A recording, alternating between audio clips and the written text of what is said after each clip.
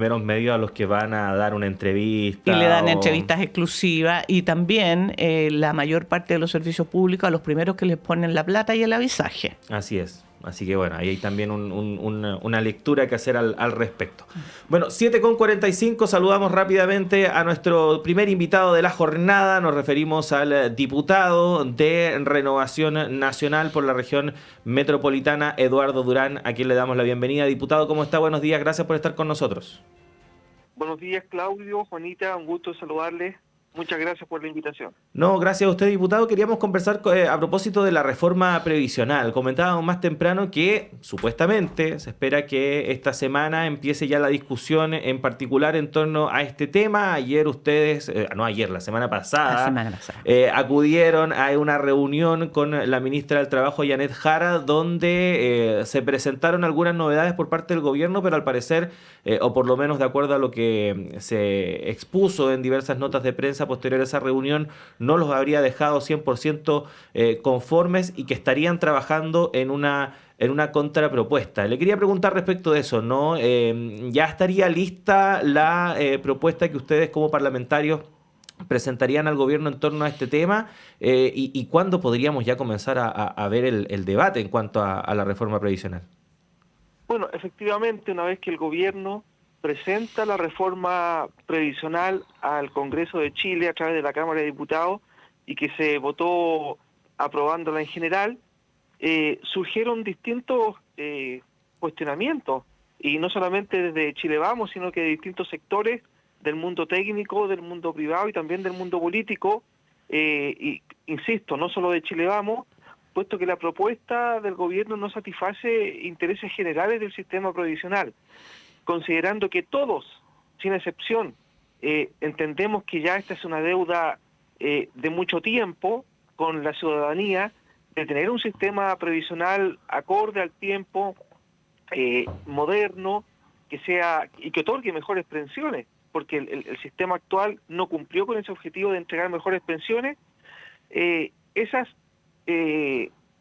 situaciones en que se ve que la propuesta no es del todo suficiente, ha hecho que el gobierno haya formado en segundo lugar una mesa técnica de trabajo que después de alrededor de 10 sesiones no llegó a ninguna conclusión, esté ahora presentando modificaciones a su propuesta.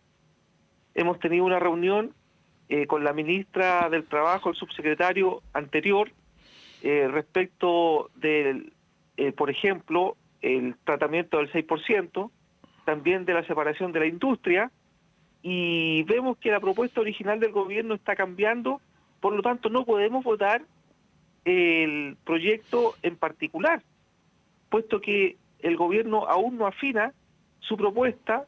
Nosotros estamos presentando la nuestra esta semana, entonces eso ha dilatado el proceso.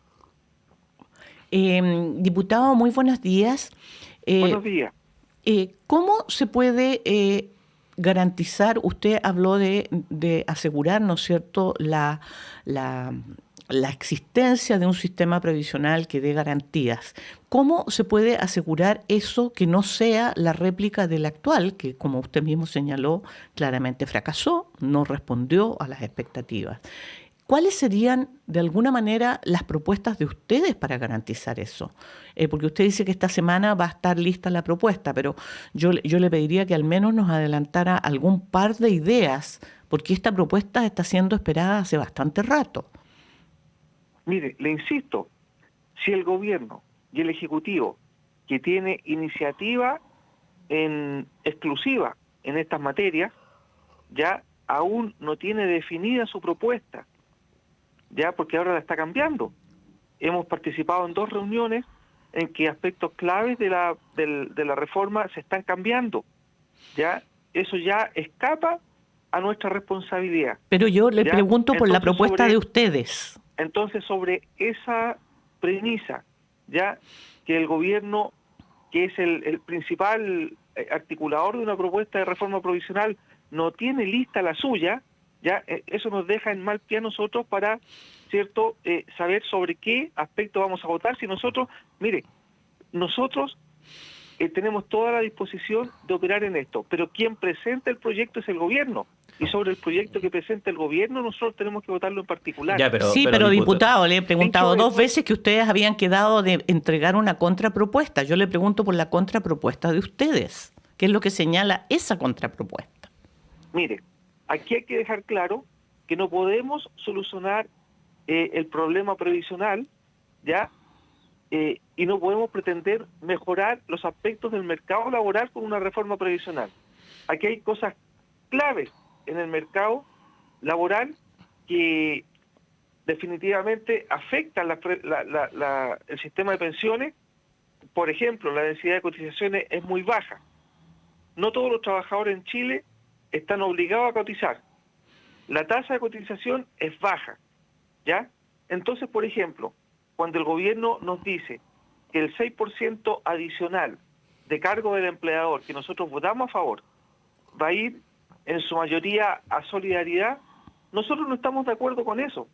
Hoy en día la tasa de cotización en Chile es un poco menos del 13%, y en los países con los que nos gusta compararnos siempre es sobre el 18%. Entonces, si este 6% adicional, el gobierno nos dice que vamos a destinar solamente un 2% a la tasa personal del trabajador y el 4% se va a ir a una cuenta nacional encubierta, por supuesto que no podemos estar de acuerdo con eso, porque ya hemos visto y está archiprobado que los sistemas de reparto no son sustentables en el tiempo, menos vamos a mejorar las pensiones asignándole a cada trabajador solo un 2% de esa cotización adicional. Y ahí tiene, por ejemplo, una de las propuestas nuestras, que la gran parte del 6% vaya a la cotización particular de cada trabajador, y si queremos hacer solidaridad, bueno, fortalezcamos la PGU, que fue una gran iniciativa del gobierno anterior, que ha mejorado las pensiones, aumentando la tasa de reemplazo de los trabajadores en alrededor de un 60-70%, y también si queremos hacer solidaridad con la cotización adicional, podemos hacerlo principalmente focalizándolo en las mujeres que tienen inequidad en el mercado laboral y también en el sistema previsional, y en algunos trabajadores de clase media. Diputado, es que hay dos cosas que por lo menos no se entienden respecto de lo que se está proponiendo por parte del sector que usted representa, porque cuando nace el problema, por así decirlo, de la reforma de pensiones, es sobre la base de un diagnóstico que indica que el actual sistema colapsó, que no está cumpliendo con lo que finalmente se prometió, que es entregar pensiones suficientes, y que por lo mismo se necesitaba realizar una reforma, y de ahí el término reforma, al sistema de pensiones que tuviese dos objetivos: subir las pensiones actuales para los jubilados y mejorar también las pensiones futuras. Esos eran supuestamente los objetivos principales de la reforma, y digo supuestamente porque con el correr de los años hemos visto cómo el debate ha cambiado y ya no se está hablando respecto de cómo subir las pensiones actuales ni tampoco respecto de cómo subir las pensiones futuras, sino que estamos hablando de reforzar un sistema mediante un aumento en la cotización, un sistema que ya está hecho el diagnóstico, que no funciona, y por otro lado también respecto de la propiedad, como si el hecho de garantizar la propiedad de algo fuese a cumplir estos dos objetivos principales que supuestamente eran los iniciales: mejorar las pensiones actuales y también mejorar las pensiones futuras. Y usted plantea también el hecho de efectivamente reforzar la PGU, pero hay algo que ahí no se condice con lo que ha pasado últimamente en nuestro país, porque efectivamente si hay algo que nos hemos dado cuenta durante el último tiempo, es que el Estado tiene recursos finitos, no son recursos infinitos. No se va a llegar a un punto en el que no va a bastar tampoco con la PGU, menos si, por ejemplo, también está entrabada otra discusión, como por ejemplo la reforma tributaria. ¿De dónde va a sacar el Estado más plata para poder acrecentar la PGU? Entonces, diputado, le pregunto, ¿de qué manera podemos subir las pensiones actuales y las pensiones futuras dándole más plata a las AFP? Y también, supuestamente, entregando más recursos por parte de un Estado que no tiene muchos más lugares de donde sacar plata. Aquí tenemos que entender que nuestro sector al menos no está haciendo ninguna defensa ni reforzando ninguna situación relacionada con las AFP, ¿ya? Nosotros tenemos claridad que el sistema tiene que ser modificado y compartimos de cierta forma la propuesta del gobierno en que se hace cargo de esto, eliminando a lo mejor en la teoría, ¿cierto? Y en la práctica, por supuesto, cómo ha sido el sistema de administradores hasta el momento, dividiéndolo en un administrador que se dedique a todo el aspecto administrativo, ya propiamente tal, logístico de las pensiones, y los otros entes que estarán a cargo de hacer las inversiones y buscar la rentabilidad para los fondos que se han sido ahorrados por parte de los trabajadores. Y en eso a nosotros nos parece que está bien. Ahora tenemos que ver si esta división de la industria va a otorgar claramente menores comisiones, ya porque son a partir de las comisiones donde las AFP tienen sus ganancias y sus utilidades y su costo y su cómo operan en el mercado. Es una cosa que todavía no entendemos y no sabemos si se va a ser claramente así, pero hemos apoyado esa propuesta, ¿ya? Entendemos que las AFP, como funcionan hasta ahora, no pueden seguir, además las comisiones dobles y una serie de situaciones en ese sentido, pero apoyamos la propuesta y la respetamos, la que ha presentado el gobierno. Y en el sentido, para dar mayor competencia, se está introduciendo un ente estatal que también se pueda hacer cargo de las inversiones de los trabajadores y que pueda competir de igual a igual con los otros actores privados. También nos parece bien, ya, si es que el gobierno no quiso plantear la idea de una AFP estatal, lo hace a través de un inversor público estatal, nos parece bien también. Aquí lo que se requiere es que la industria, ¿cierto?, y en su conjunto, como dijimos en un principio, produzcan mejores pensiones para el futuro. Pero eso no se soluciona solamente, insisto, con el funcionamiento propiamente tal de las hoy día AFP, en el futuro inversiones, entes que van a estar a cargo de las inversiones. Se maneja cómo va a mejorar el mercado laboral, cómo podemos lograr que la gente cotice más, cómo podemos lograr que exista una mayor densidad de cotizaciones. En eso tenemos que trabajar principalmente en el mercado laboral. ¿Los salarios, dice usted, diputado? Porque si le echamos poca benzina al auto, el auto no va a andar por un mejor modelo de vehículo más avanzado tecnológicamente, pero si no le echamos benzina al auto, no va a andar. Y esto va a funcionar mientras la gente cotice más, mientras mejoremos el mercado laboral, mientras haya mejor productividad laboral, más capacitación, y así podemos lograr que en el futuro las pensiones sean mejores, pero con un sistema claramente que está siendo modificado. Diputado, de acuerdo a lo que usted señala, efectivamente esta mejora, ¿no es cierto?, del mercado laboral, que sería el sueño para toda América Latina, sin duda, porque las características de nuestro mercado laboral tienen que ver con la precariedad y las características de países que son subdesarrollados. Pero usted está hablando de mejorar las pensiones futuras.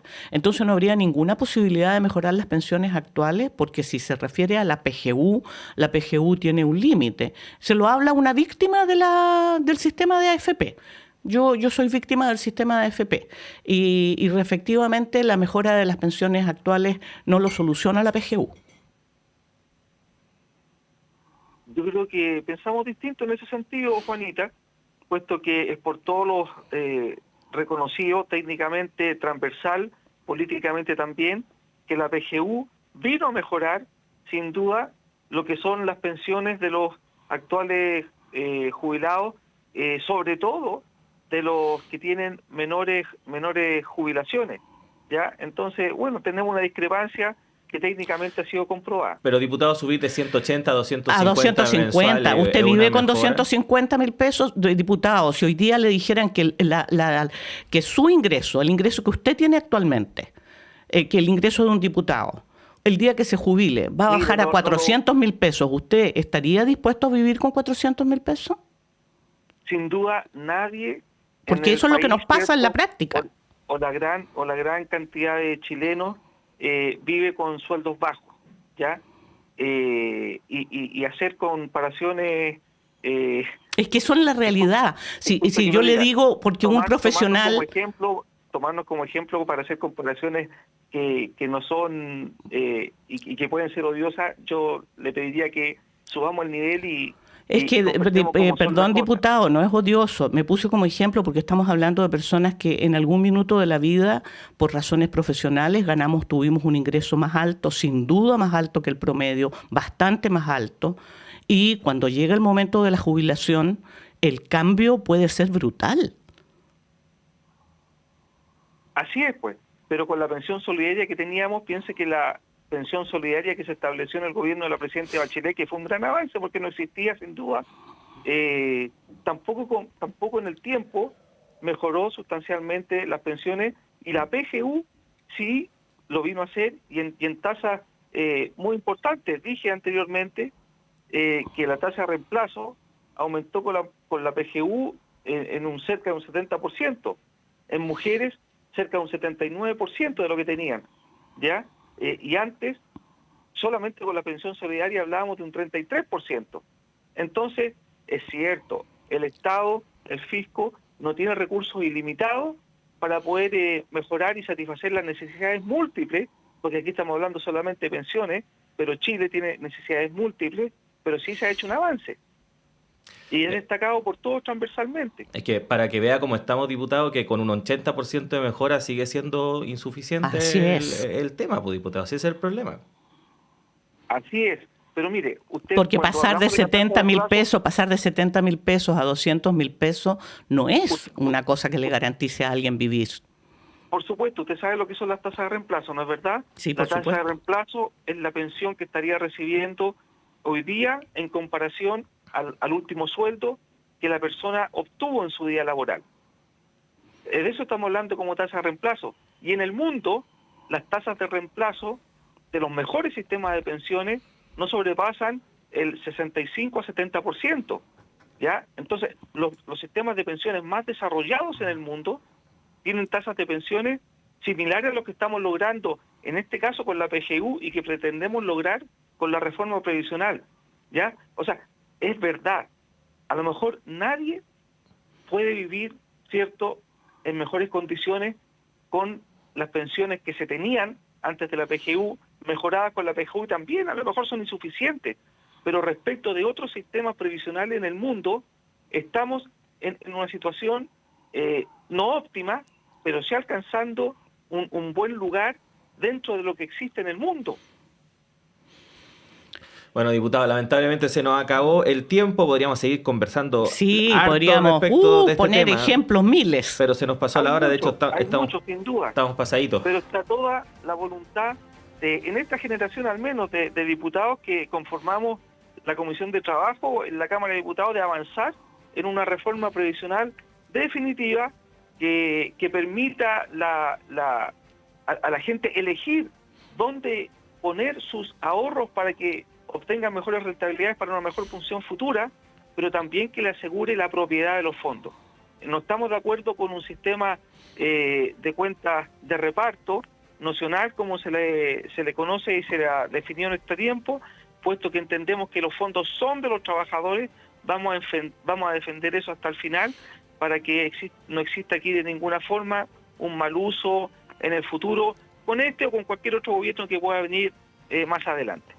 Bueno, bien. Nos abrió otro tema, diputado, pero... sí, podemos seguir con ese tema infinitamente y podríamos tener discrepancias ahí, sin duda. Es muy frustrante cuando se abre un tema y no podemos seguir quedamos con la sensación de que no pudimos terminar de discutir a propósito de tasas de reemplazo y todo lo demás, ¿no? Cuando tu tasa de reemplazo es del 10% y no del 65%, la cosa es grave. Sí.